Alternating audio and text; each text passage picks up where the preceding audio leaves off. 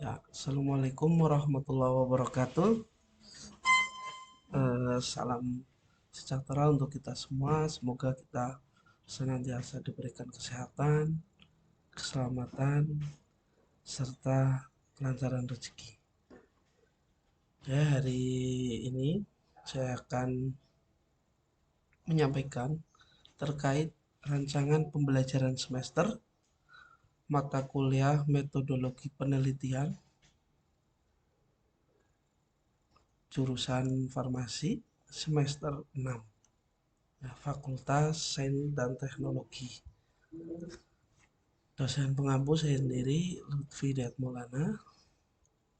Untuk standar kompetensinya itu setelah menyelesaikan mata kuliah ini, mahasiswa prodi farmasi Universitas Peradaban diharapkan dapat menyusun proposal skripsi dengan baik sehingga nanti di awal semester 7 itu sudah bisa mengajukan judul terkait proposal skripsinya dengan harapan di akhir semester 7 nanti mahasiswa sudah bisa melaksanakan seminar proposalnya atau tepatnya sebelum KKN dilaksanakan.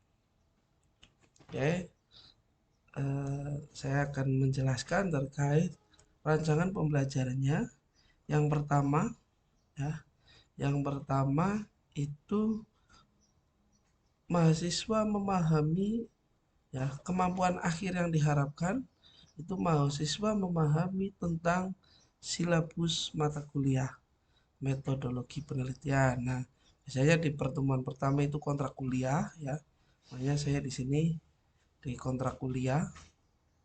Bentuk pembelajarannya itu ceramah, diskusi, ya. Terus untuk kriteria penilaiannya itu kepatuhan mengikuti kuliah dengan rajin. Dan saya akan berikan bobot nilai sebesar 5%. Karena apa? Ketika sudah mengerti terkait perkuliahannya, terkait alurnya nanti. Nah, jadi kalian akan bertahap untuk mempelajarinya supaya tidak supaya dapat dengan mudah dipahami. Oke, selanjutnya yang kedua itu kemampuan akhir yang diharapkan itu mahasiswa mampu memahami tentang dasar-dasar penelitian kualitatif. Jadi materi kuliahnya nanti ada dasar-dasar dan penelitian kualitatif untuk pertemuan keduanya. Nah, ini di dasar-dasar itu nanti kalian akan mempelajari jadi yang namanya penelitian di dalam dunia kesehatan khususnya farmasi itu ada yang menggunakan kualitatif dan kuantitatif. Nah, biasanya kalau yang kualitatif itu lebih ke studi kasus, ya. Kalau kualitatif itu lebih ke studi kasus. Nah, studi kasus apa terkait penyakit misalnya penyakit eh, banyak, ya. Saya contohkan itu penyakit yang pertama penyakit terkait kalau di Brebes, ya, khususnya di sini di Brebes itu ada penyakit kusta. Ya, penyakit kusta itu kan penderitanya memang tidak banyak dan tidak diketahui sampai sekarang itu penyebabnya apa. Nah, biasanya itu lebih cocok ke penelitian kualitatif.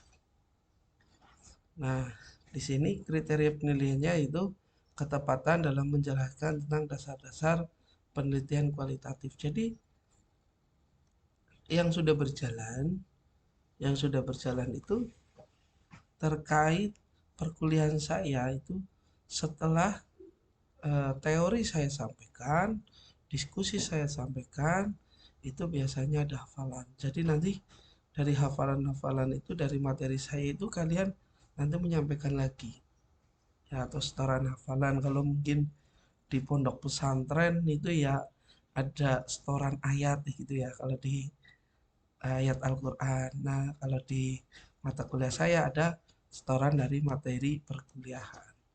Dan materi perkuliahan biasanya saya share terlebih dahulu sebelum saya melaksanakan perkuliahan. Nah, untuk bobotnya itu ada 5%. Oke, selanjutnya ya setelah kita mempelajari penelitian kualitatif, kita akan mempelajari di pertemuan selanjutnya itu ada penelitian kuantitatif ya. Nah, kalau kuantitatif ini banyak sekali ya, banyak sekali. Untuk kakak-kakak kelas kalian atau mahasiswa yang sudah melaksanakan itu kebanyakannya memang kuantitatif. Paling banyak itu kuantitatif. Itu biasanya terkait penyebaran penyakit atau kejadian penyakit di masa lalu. Nah, kebanyakan menggunakan data dari data retrospektif ya atau data di tahun yang lalu, tapi banyak juga yang menggunakan data sekarang. Ya, data sekarang itu biasanya langsung di cross sectionalkan. Itu banyak sekali kuantitatif, biasanya itu kalau kuantitatif saya batasi itu minimal sampelnya itu sebanyak 30 responden. Nah, nanti kita akan mempelajari di kuantitatif. Memang menjadi favorit kalau kuantitatif ya. Sampai sekarang pun ya masih banyak penelitian-penelitian yang menggunakan penelitian kuantitatif. Oke, untuk kriteria penilaian sama, yaitu ketepatan dalam menjelaskan tentang dasar-dasar dan penelitian kuantitatif. Bobot nilainya sebanyak 5%. Oke, selanjutnya di pertemuan 4 dan 5 ya, itu setelah mengetahui dasar-dasar penelitian, baik penelitian kualitatif dan kuantitatif, kita langsung ke masalah ya, masalah penelitian dan tujuan penelitian. Jadi kita harus tahu ya masalah yang ada itu apa. Misalnya kita mau meneliti ambil data di puskesmas. Nah, biasanya kita mencari atau meminta data itu 10 penyakit yang paling besar. Ya, itu 10 penyakit besarnya apa? Nah, contoh hipertensi. Nah, hipertensi kenapa semakin banyak? Padahal sekarang obat juga semakin bermacam-macam. Tapi kenapa penderitanya semakin banyak? Nah, itu kita nanti teliti. Apakah dari kepatuhannya dia tidak patuh karena yang namanya hipertensi ya penderita hipertensi itu tidak lepas harus minum obat itu setiap hari ya, jadi itu kita cari masalahnya apa dulu ya, cari masalah. Nah, tahu sekarang musim pandemi ya, masa pandemi. Nah, kita tahu kalau misalnya dari farmasi mungkin belum bisa meneliti langsung ya karena biasanya harus minta data dari rumah sakit dengan protokol yang sulit gitu ya, yang ketat gitu. Nah, jadi kalau misalnya pandemi mungkin di COVID-19 ini kita bisa mempelajari terkait apa ya, kepatuhan terhadap protokol kesehatan itu seperti apa. Kebiasaan memakai masker, kebiasaan mencuci tangan, itu nanti bisa dimasukkan. Ya. Nah, jadi kita harus tahu masalahnya dulu, terus tujuannya untuk apa? Tujuan penelitian itu untuk apa? Ya. Jadi harus tahu dulu sebelum kita menentukan judul yang tepat. Nah, nanti di pertemuan selanjutnya kita akan membahas hipotesa dan teknik samplingnya seperti apa. Nah, ketika kita tahu permasalahannya, ya, tahu permasalahannya, terus mengetahui tujuannya seperti apa nantinya, kita pastinya nanti bisa memutuskan dugaan sementara atau hipotesisnya. Ya, ya, apakah ada hubungan, apakah tidak ada hubungan, apakah ada pengaruh atau tidak ada pengaruh. Nah, itu nanti kita akan membahasnya di pertemuan 4 atau pertemuan 5-nya. Nah, selanjutnya ya. Oh iya, untuk hipotesa berarti di pertemuan 6-nya. Nah, selanjutnya di pertemuan ketujuh, nah kita akan membahas terkait kriteria inklusi dan eksklusi dalam penelitian. Jadi yang namanya farmasi, jurusan farmasi itu pastinya nanti di metodologi penelitian di bab 3 itu ada yang namanya kriteria inklusi dan eksklusi. Nah, kriteria inklusi itu untuk apa sih sebenarnya? Jadi nanti kita itu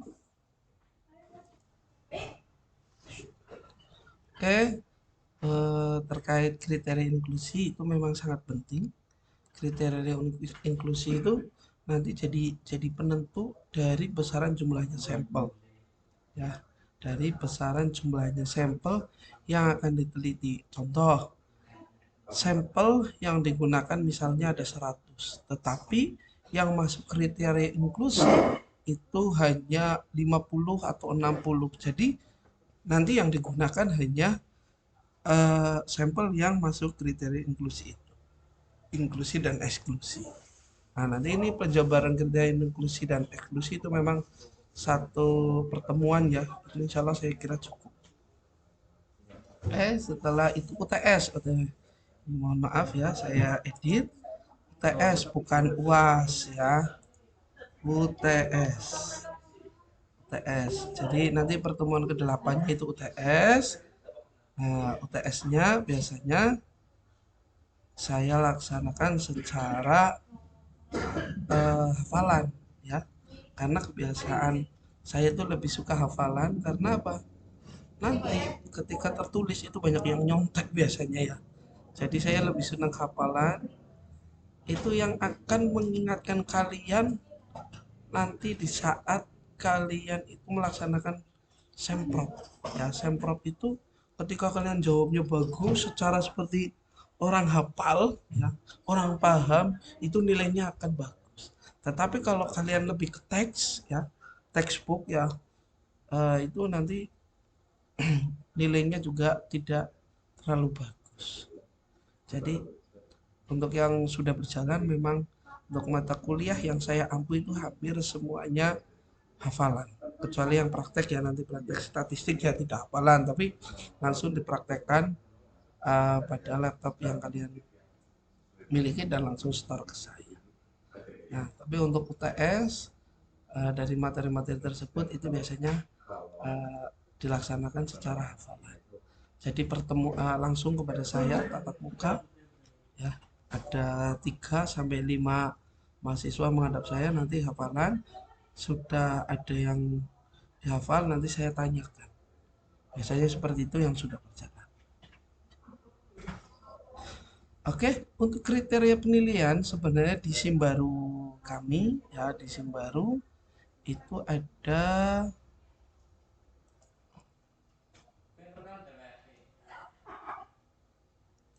untuk kriteria penilaian itu metodologi ya.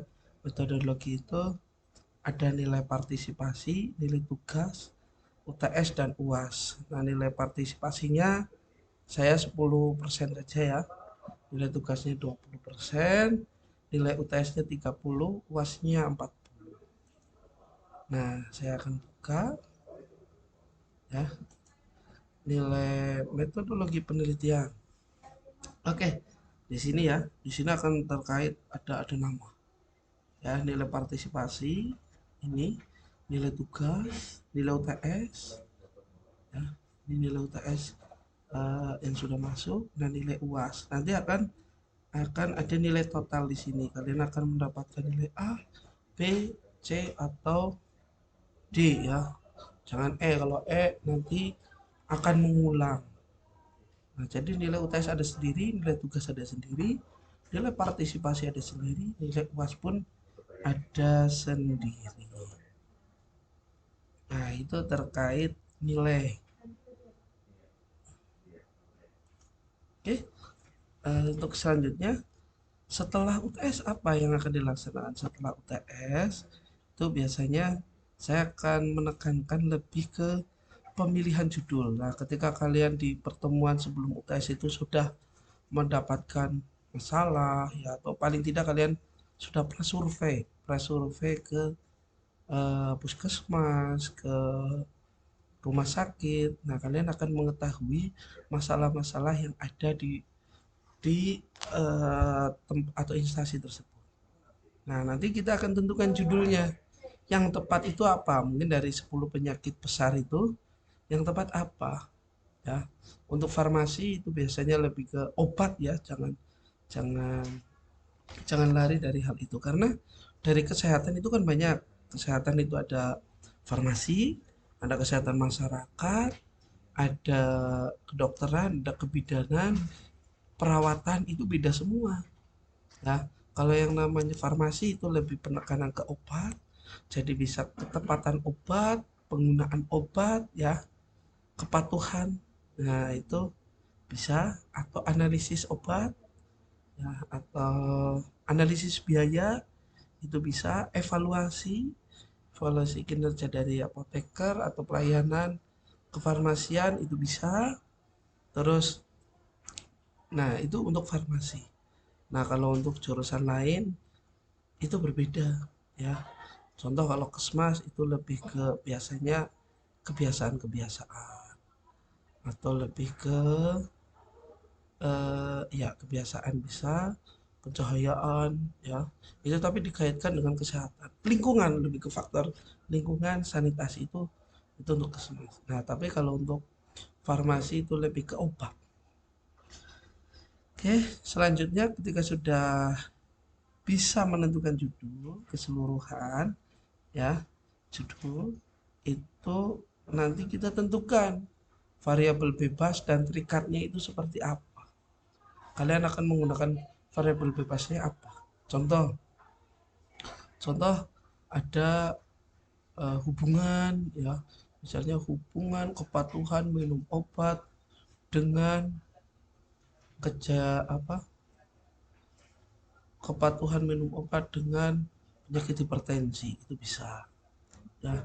Jadi misalnya mereka yang patuh dengan patuh minum obat, apakah hipertensinya akan stabil atau akan naik gitu kan. Nah, itu nanti kita bisa meneliti di sini.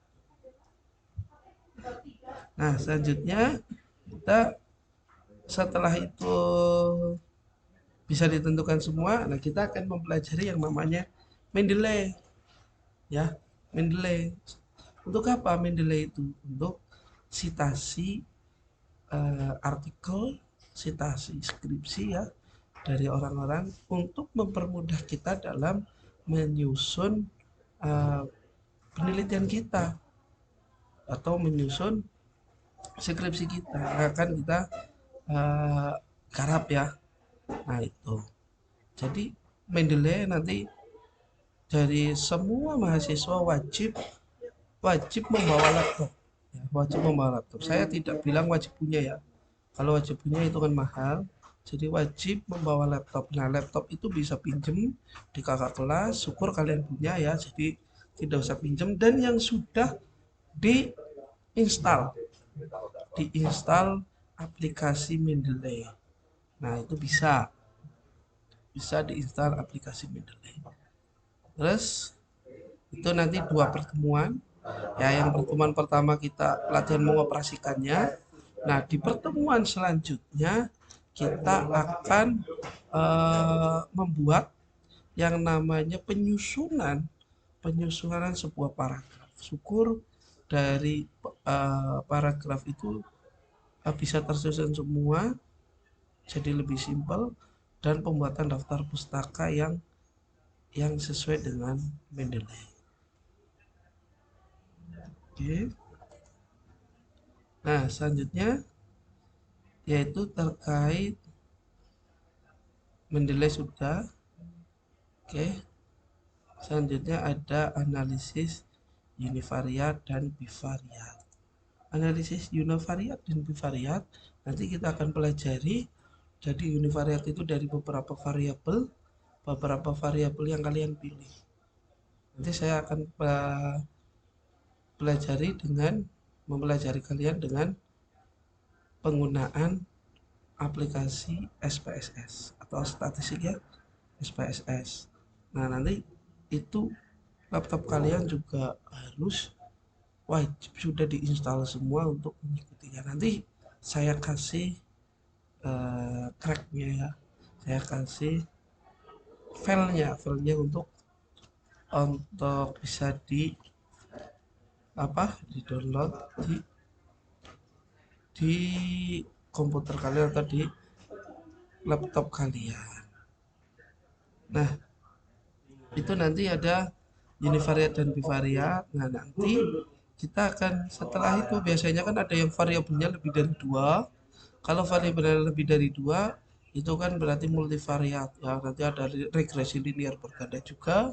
Nanti kita akan mempelajari hal tersebut. Ya, nanti saya akan ajari kalian semua. Termasuk di dalamnya kita akan mempelajari uji reliabilitas dan validitasnya. Itu sebentar ya, sebentar. Biasanya insya Allah langsung bisa. Insya Allah langsung bisa. Karena waktu 3 SKS itu kan lumayan panjang ya, 150 menit. Jadi insya Allah kita bisa eh, belajar bersama terkait statistik. Dan selanjutnya pertemuan terakhir itu penyusunan proposal skripsi. Jadi memang diharapkan di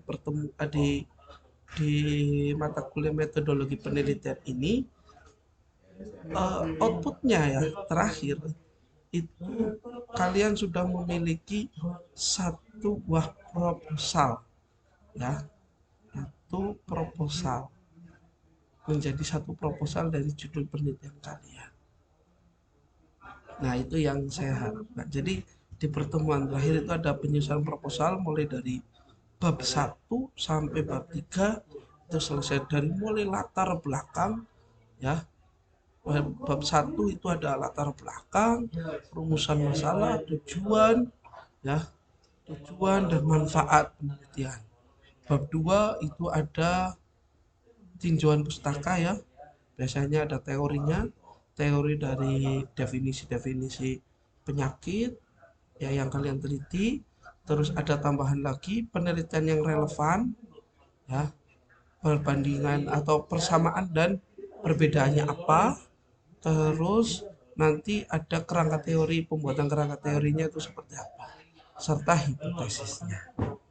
Oke, selanjutnya di metodologi penelitian atau di bab 3 itu ada jenis atau desain ya, desain penelitian, ada yang namanya DO, definisi operasional, ada variabel, ada kriteria inklusi eksklusi di dalam sampel, ya terus analisis datanya menggunakan apa. Nah, di situ nanti kita akan menyusunnya secara bersama-sama. Insya Allah ketika dari eh, permasalahan sudah ada semua, insya Allah kita bisa menyusun proposal secara baik ya, atau proposal dengan baik. Nah, untuk referensinya itu saya yang lebih sering itu yang sekarang menggunakan milik Mas Turo ya. Itu bukunya ada metodologi penelitian kesehatan, terus dengan Sugiono ya. Sugiono itu buku metode penelitian ini dari tahun ke tahun Sugiono itu tidak pernah terlepaskan dalam penelitian. Oke, untuk penjelasan terkait rencana pembelajaran semester saya kira cukup. Semoga kita dapat mempelajarinya dengan baik sehingga kita nanti di setiap pertemuan itu bisa menyerap ilmunya dengan baik pula. Itu saja yang dapat saya sampaikan. Saya mohon maaf yang sebesar-besarnya dari awal sampai akhir apabila ada kata-kata saya yang tidak enak didengarkan, mohon dimaafkan. Akhir salam, saya akhiri. Wassalamualaikum warahmatullahi wabarakatuh.